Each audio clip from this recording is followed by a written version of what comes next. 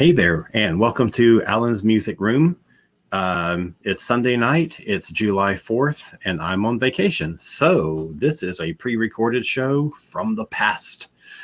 It's one that I recorded this past week, and I think I might start doing a few more of these to use as like interstitials between regular episodes. But this week I thought that since STYX, I've been a STYX fan since 78, 77, something, whatever. I first heard them on the radio in 76, of course, when Come Sail Away and Fooling Yourself were on the radio.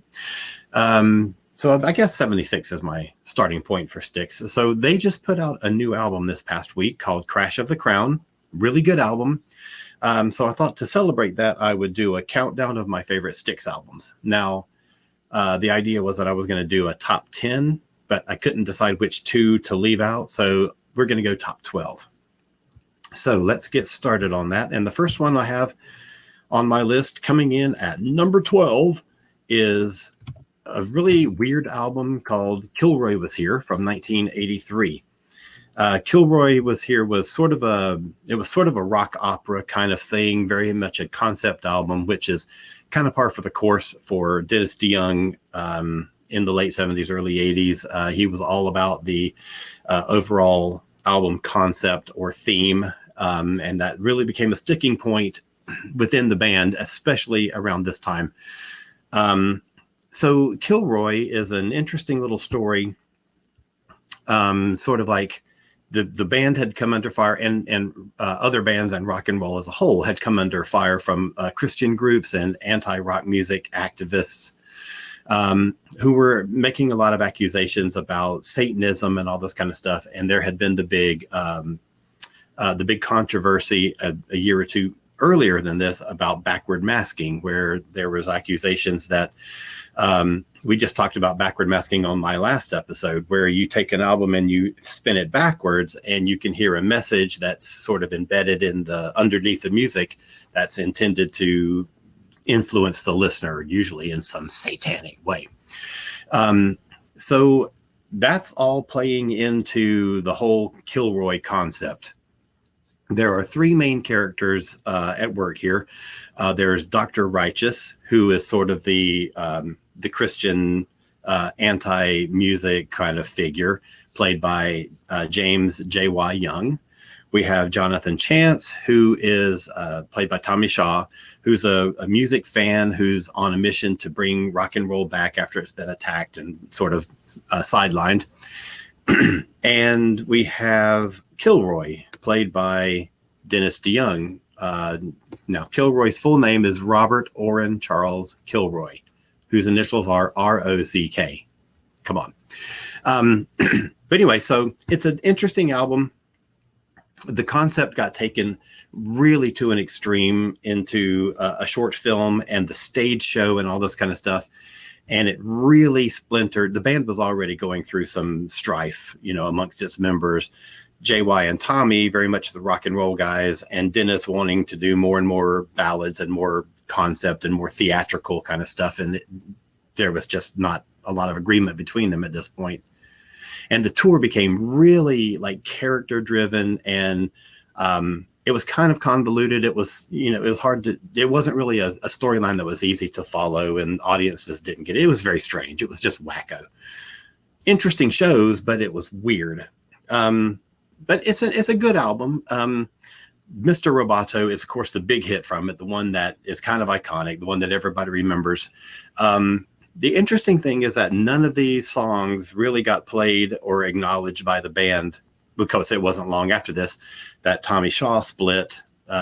He quit the band, and years later, Dennis DeYoung got fired. So they just never really did any of these songs anymore until just a couple of years ago in STYX's current lineup. They started doing Mr. Roboto again as an encore. And the first tour that they did it, it was like, you would never, ever have expected them to do this. Because, well, first of all, on the Kilroy tour, it wasn't played live. It was a backing track with they were all acting like the Kilroy characters, and Dennis Young sang live to a recorded track. So I guess it was 2018, the first time that STYX took this back out as an encore on the road, was the first time the song had ever actually been played live. So it was kind of really neat to hear it. It's not the strongest album. It's not got the strongest material on it, but it's good. In addition to Mr. Roboto, Tommy has a great song called Cold War. He's got most of this album is Dennis, obviously. What's good about it is that JY has 2 songs on it. Now, this is ever since, well, we'll talk about Equinox when we get to it, but ever since then, there's been sort of a tradition that JY gets 1 song per album, which is kind of lame. But he got 2 on Kilroy, and they're both really cool songs. Heavy Metal Poisoning, which is sort of the theme song of Dr. Righteous, and Double Life, which, you know, is kind of a silly song. And it's not silly, but it's got like lines like, I'm schizophrenic and so am I. It's cute. So it was a couple of nice moments for JY. But Dennis is the predominant figure on the album, and you know, it's okay. It's not bad. I saw that tour, and it was a very strange tour, but fun. So that's my number 12 pick. And at number 11, we're going to go into STYX's third album, all the way back into the early 70s when they were on a small independent label called Wooden Nickel. Serpent is Rising is the third album, and it's a very good album. Really got some great songs on it. JY is a much stronger presence in the early days. On the first 4 albums when they were on Wooden Nickel, it was basically Dennis and JY running the show. And so it was, most of the albums were sort of half and half Dennis songs, half JY songs. So if you're a JY fan like I am, then go back and listen to those first 4 albums, and there's some great stuff on it. And Serpent is Rising is a bit more heavily leaning toward JY. He's got some fantastic songs on here, like Witch Wolf, which is the opening track. Great song. Young Man, which is the third track. 22 Years was one that before Tommy Shaw came in the band, there was a guy called John Kurolewski, and he's got a couple of songs on this album. 22 Years is one that was sung by Dennis and JY. But he also has a song called As Bad As This, which is kind of a strange thing. The album is most known for the title track, Serpent is Rising, which is a Kurolewski song, and a weird hidden track called Plexiglass Toilet. Insane. It's just like you have to hear it to believe it. So take a listen to that. It's a bizarre song. It's a comedy song. It's not intended to be in any way serious, but take a listen to it. It's kind of fun. Okay, so coming in at number 10 is the new album, Crash of the Crown. This was introduced by the title track, which was released as a single, which was really interesting in that it's sort of divided up into thirds, and each third has lead vocals by one of the different guys. JY sings the first section. The second section is Tommy, and the third section is Lawrence Gowan, who is sort of the Dennis replacement, who's been in the band for like 20 years now. Great guy, great singer, great keyboardist. Really fits in with STYX incredibly well. So this song, it's sort of got a prog nature to it. It's kind of an epic. It's got lots of changes. It's got changes in time signatures and textures and styles, but it's only like 3 minutes long. So it kind of comes across as a little disjointed. The album as a whole, I'm still getting used to it. I've listened to it maybe seven or 8 times, and I'm still kind of getting used to it. It's very different from a lot of their other things. It's kind of strange, but one of the main differences is the number of songs that are in 6/8 or 12/8. So, you know, songs that have sort of like that triple beat to it. Very unusual for STYX. They've never done an album that has this many songs that are in in sort of that like triple beat. So right there you have the difference. But it's really good. I highly recommend it. JY, the disappointing thing to me is that JY doesn't have a song on this album.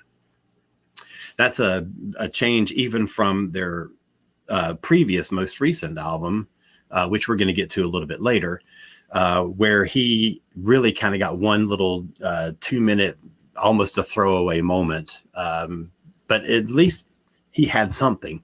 In this album, there are no JY songs, which, you know, I'm a big JY fan, so that's a disappointment for me. So if he hadn't got that first section of the title song of Crash of the Crown, there wouldn't be any JY on the album, at least in terms of vocals. So that kind of knocks it down the list a little bit in my book. Okay, so coming in at number 9 is an album from 2003, and it's called Cyclorama.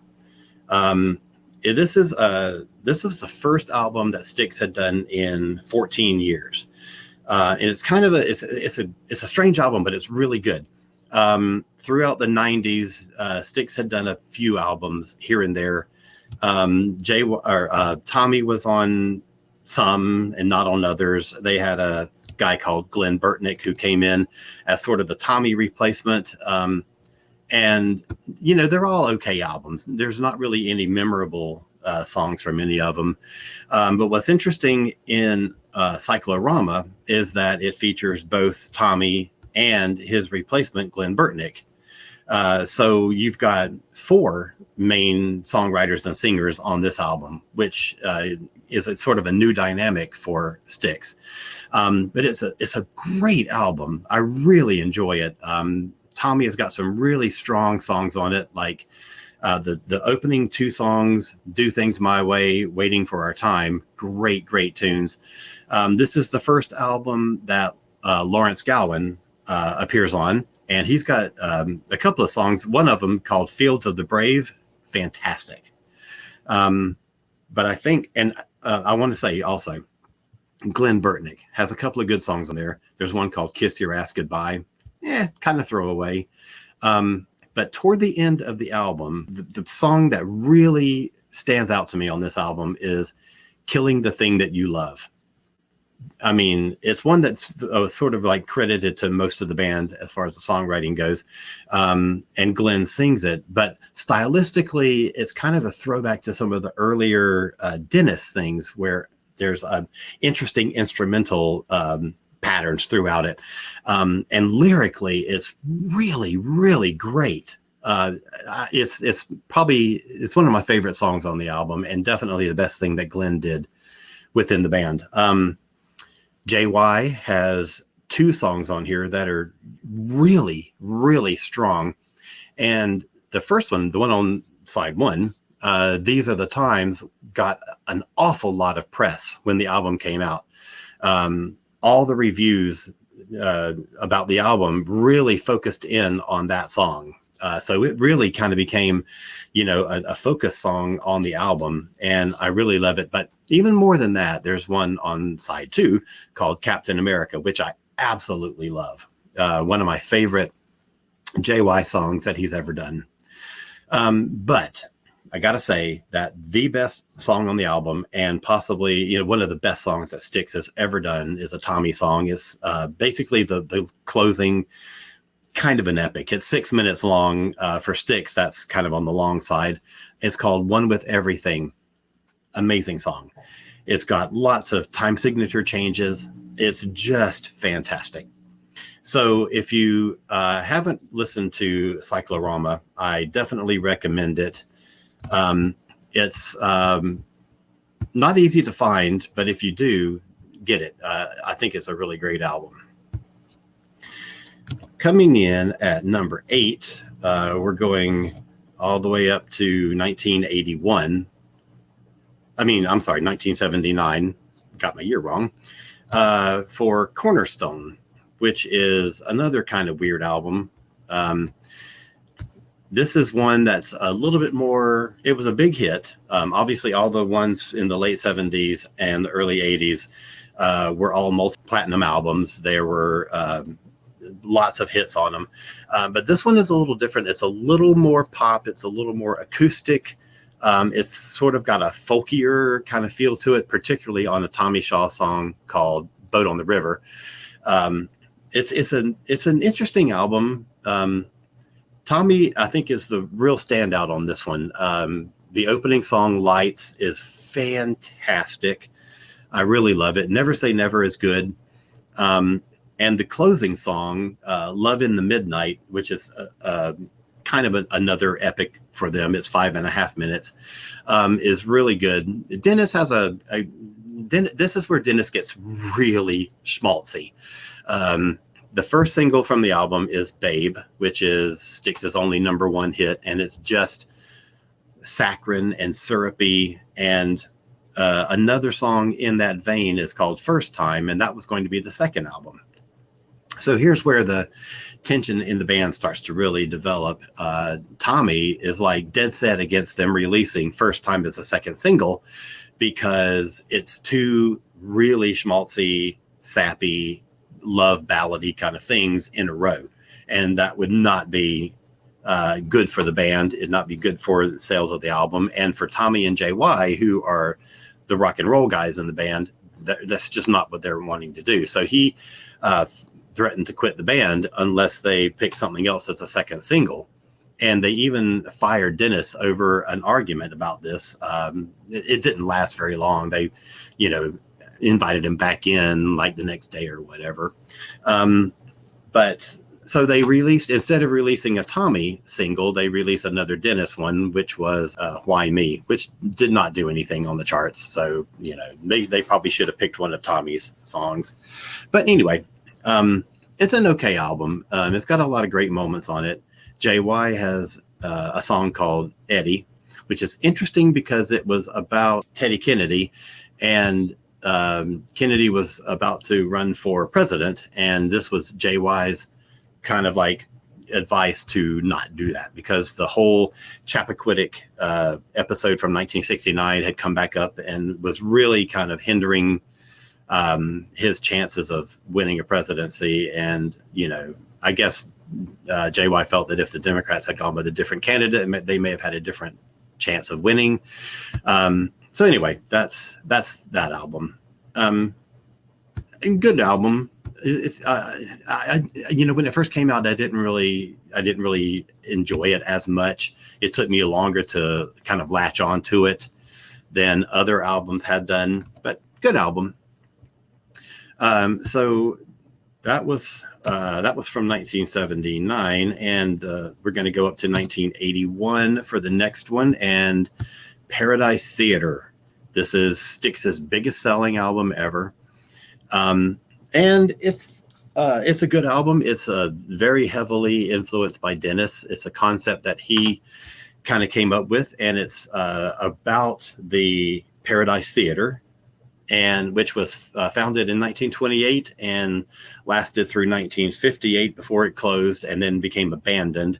And the album cover, the artwork, has the front cover is the theater in its glory, and on the back cover it's the exact same picture, but it's the theater in its rundown, abandoned state.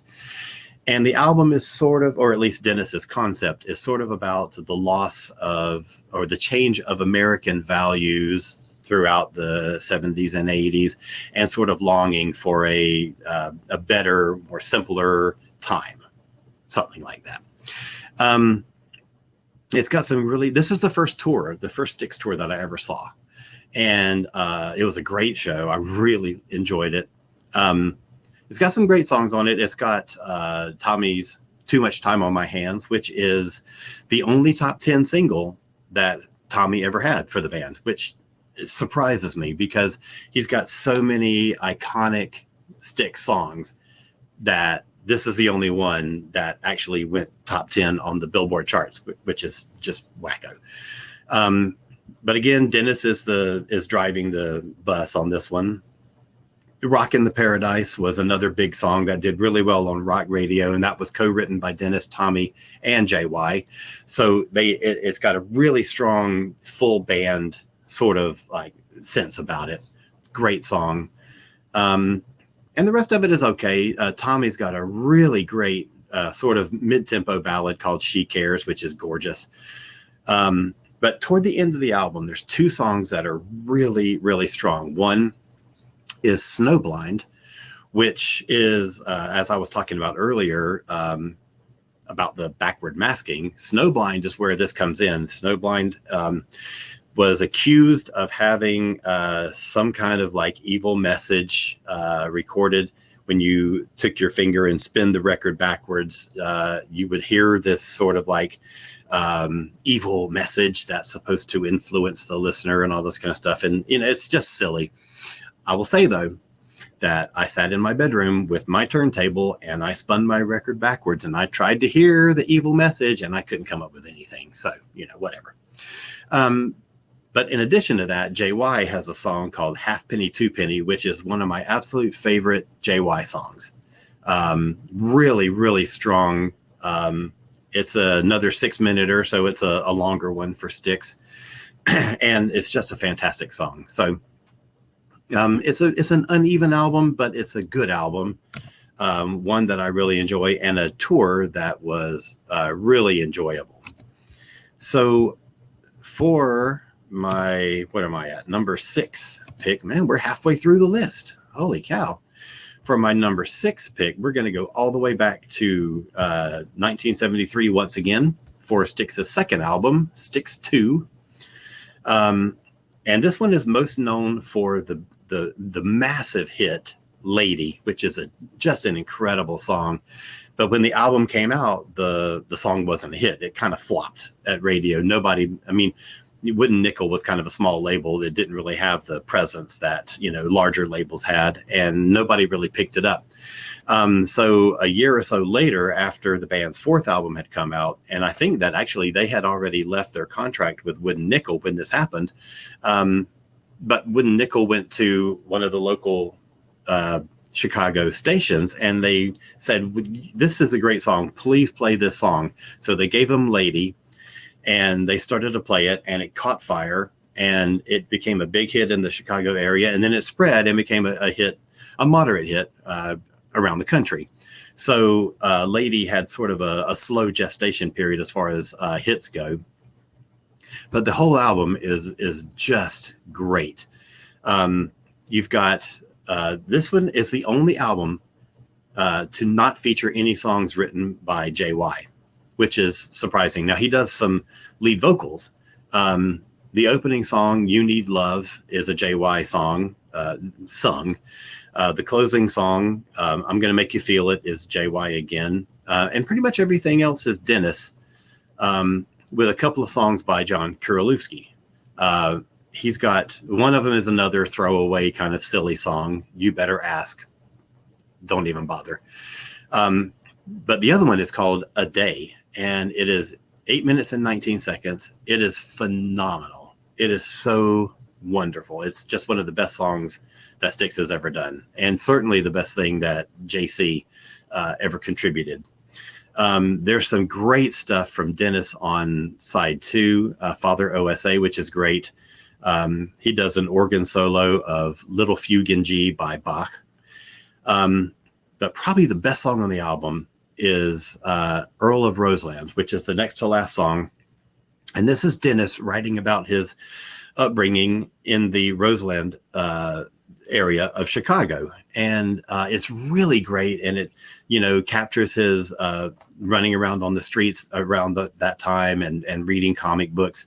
And there's a verse at the end that sort of like recounts his meeting with Chuck Panazzo and John Panazzo, who were the bass player and drummer, twin brothers, who they started STYX together. So it's sort of like it's his upbringing through in Chicago leading up to that moment where the band that it will become STYX falls into place. So it's a great, great song. It's a fantastic album. For a second album, you know, it's just incredible. Number 5 from 1976 is Crystal Ball, which is notable because it's the first album with Tommy Shaw. JC stuck around for the first 5 albums, and then left to spend more time with his family, and his replacement was Tommy Shaw, Southern boy, long blonde hair, young, a face that looks younger than his years. Great guitar player, great singer songwriter. And this really starts to be what propels STYX into the big time. They had gotten a new record label, a new record contract the previous year with A&M Records. So they're set to really launch. And Equinox didn't really catch on commercially, not much. So Tommy comes in, and that's when a lot of stuff starts to change for the band. This is a really great album. Put Me On, the opening track, a JY song. It's actually written by all three of them, JY, Dennis, and Tommy. And man, just fantastic. Mademoiselle is a Dennis and Tommy song that Tommy sings. The title song, though, I mean, this is the first song that is a sort of a solo composition by Tommy, sung by Tommy, and it becomes obviously they're wanting to highlight the new kid on the block, so it becomes the title song of the album, and it's, one of the STYX great songs of all time. So Cornerstone is a great album that's most notable for Tommy Shaw coming into the band. And that was number 5. So number 4 is the album that precedes it, Equinox, which is one of my favorite album covers of all time. It's a block of ice that's on fire. It's just fantastic. So take a look at that if you've never seen it. This is the last album that has JC on it. And JC only has a couple of songwriting co-write, basically, and doesn't sing anything on the album. But his main contribution is a solo acoustic piece called Prelude 12, which is sort of a classical guitar solo piece, and it's phenomenal. It's so gorgeous. The biggest song on here would be Sweet Madam Blue, which is the closing track, which is a Dennis epic at 6.5 minutes. And it's just gorgeous. It's an amazing song. My favorite track on the album, though, is a JY song. No surprise. It's a JY song, the first song on side 2, called Midnight Ride. By far my favorite JY song. It is just amazing. I don't remember what year it was, but STYX did a show with the Contemporary Youth Orchestra. And the tour they did after that, the current drummer in the band, Todd Zuckerman, he kind of came up with this whole like deep track medley. It's like 20 minutes long, and it goes through just a ton of STYX songs. And Midnight Ride is one of the centerpieces of that thing. And what I love about the deep track medley that he came up with is that it really kind of focuses on JY songs, which is fantastic for me because JY doesn't get a lot of songs featured in any of their live shows in recent years. So this was really like, JY centric, and I loved it. So if you find the DVD of STYX with the Contemporary Youth Orchestra, it's really great.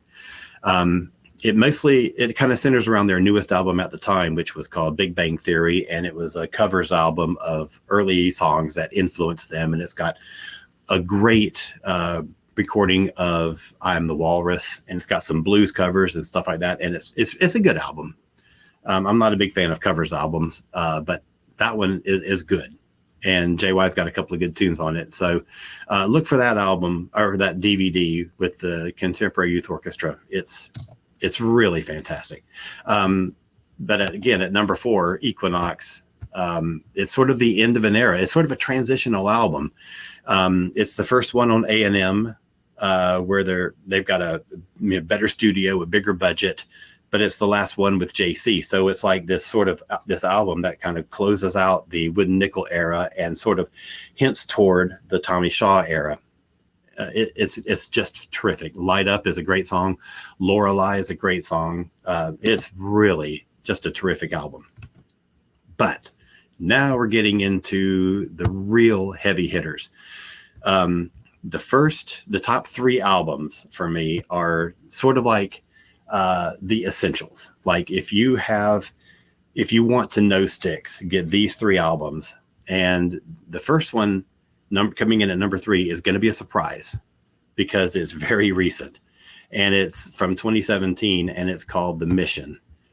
And holy smokes, I love this album so much. It is so great.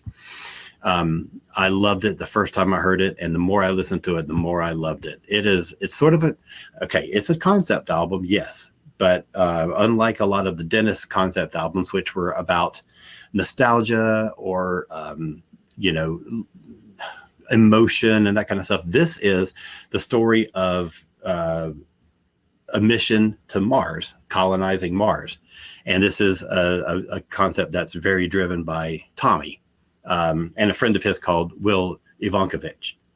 They co-wrote most of the songs on the album with contributions by Larry and a couple from JY. But man, is it just a phenomenal album. It opens with an overture, which STYX used in a recording to sort of open their concerts for the next 2 tours, and a killer rock song called Gone, Gone, Gone, which is sung by Larry and is based on a riff that JY came up with. And so it's got a very much a full band kind of feel to it, where heavy guitar work by JY, lead vocals by Larry, and Tommy doing, lots of backup, and it's just fantastic. Every song on here is great. 100 Million Miles from Home is Tommy is sort of the astronaut character, and he's longing for, this adventure that's coming, but, missing people at home, and it's, great. Radio Silence, which is sort of the more recent, it's sort of a new take on Man in the Wilderness, which we'll talk about in just a minute. But it's a great song. But my absolute favorite stuff is toward the end. The Red Storm, just an incredible song with lots of time signature changes. Something to watch for. They released a video for Gone, Gone, Gone. Instead of doing videos for every song, one of the things that they do now is their drummer, Todd Zuckerman, will release videos of him playing each track. So the video that was released for Red Storm is Todd in his home studio playing Red Storm. And my God, is he amazing. Just an incredible drummer. And the song is so complex. And just watching him work through the song is just engaging. It's like, you can't look away from it. It's so incredible. There's a really, really short little piece called 10,000 Ways, which sounds like it's, the snippet out of something larger, which it kind of is. It's a snippet out of a larger concept of the whole album, but it sounds like it's an incomplete song, but it's so good that you want to hear more. But it's very satisfying in its own way too. The album kind of closes with a song called The Outpost, which is a little under 4 minutes, but it sounds and feels so epic that it really brings the whole concept home. There's a song after that called Mission to Mars, which is by far the weakest song on the album, and I wish had not been the closer, because The Outpost is the perfect album, summation. It's just great.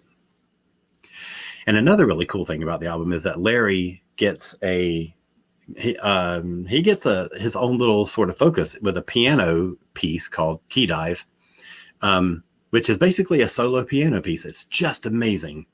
He is just an incredible keyboard player, and he gets to really show off his piano chops on that song. So if you haven't heard The Mission, you have to get it. It is just amazing. So that brings us to the top 2. And the top 2 are interchangeable. They are both Incredible albums. They are the best two albums that STYX ever did. They are equally amazing. So I struggle with what order to put them in. So I guess we'll go with number 2 being Pieces of 8, which, you know, when you talk about Tommy and iconic STYX songs, you've got Renegade and Blue Collar Man, two of the most STYXist songs that there are. You know, Blue Collar Man opens a lot of STYX's shows, and Renegade closes most all of STYX's shows. They are the two anchors of pretty much every STYX show. But the whole album is just incredible. It opens with a JY song, which is a rare occasion, except for in the Wooden Nickel era. Past that, it's very unusual to have a JY song open an album. Great White Hope is fantastic. Dennis has a good song called I'm Okay, which is a big organ kind of song, but it's a rocker as well. There's a Dennis song called there's the intro called The Message, and the song itself called Lords of the Ring. I always want to say it the Tolkien way, but no, it's Lords of the Ring, and it's sort of a sci-fi fantasy-ish kind of song that is written by Dennis, but JY sings, and it is great. Probably the best Dennis song on the album, and one that Dennis sings as well, is called Queen of Spades. Phenomenal. STYX did a show, they did a tour a few years ago where they played Grand Illusion and Pieces of 8 back to back, whole album top to bottom. And there's a DVD of one of the shows from that tour, and it is incredible. Go watch it. It is so great. But man, Pieces of 8, STYX was on fire at this time in their career. And every moment of this album is just perfect. Like, there's nothing that you would ever want to change. And that leads us to our number 1 pick, which of course is Grand Illusion. When you talk about a perfect album, one that you can drop the needle at the beginning and it plays all the way to the end and you don't skip anything, and every second is, you know, just perfect and full of weight. And I mean, it's an incredible album. It was led by the massive single Come Sail Away. And then the second single was Fooling Yourself by Tommy. Just two great songs. But the title song is one of the most iconic STYX songs ever, and sort of like a thematic song for them. JY has an unbelievable song called Miss America. Tommy's Man in the Wilderness is, you know, sort of like this ode to isolation and loneliness, and it's an incredible song. Dennis has probably my favorite song on the album, Castle Walls. Holy smokes, it's so good. There's a song called Superstars, which is sort of written and sung by Dennis and Tommy. And then the finale, which sort of wraps up thematically things from all, you know, other parts of the album, is just perfect. And like we were talking about with Equinox, it's one of my absolute favorite album covers of all time. So that is my list of my 12 favorite STYX albums. I hope you enjoyed this. Leave some comments down below and let me know what you think of the list, and let me know what your picks are for, well, as many as you want to do. Your top pick, your top 5, your top 12, your top rank all the albums if you want. The only ones that really didn't make it onto here there's a couple of 2 Wooden Nickel ones and the 90s albums, you know, and the Wooden Nickel albums that I didn't put on here, the first one and Man of Miracles, are still fantastic. They're so good. But, you know, not quite as on the level of these 12 that I picked. So that's my list. I hope you enjoyed it. Thanks for joining me. We will be back next week. let's see, what is next week? Next week is the 11th, July 11th, and that is the 40th anniversary of the release of the Go-Go's first album, Beauty and the Beat. So I'll have Rob Levy and hopefully another guest or two in to talk about that, to talk about the Go-Go's career, to talk about the solo careers of Belinda Carlisle and Jane Weedland. And so that's going to be a good show. After that, we've got the anniversary of Live Aid. That'll be on the following Sunday, July 18th. And then on July 25th, another 40th anniversary, and that is the release of Belladonna and the launch of Stevie Nicks as a solo artist. And I've got a couple of guests already lined up for that one. So that's my coming shows. I hope you'll stick around and see those. Thanks for joining me tonight. Again, leave some comments and let me know your STYX picks. And see you again next Sunday night. Thanks and take care.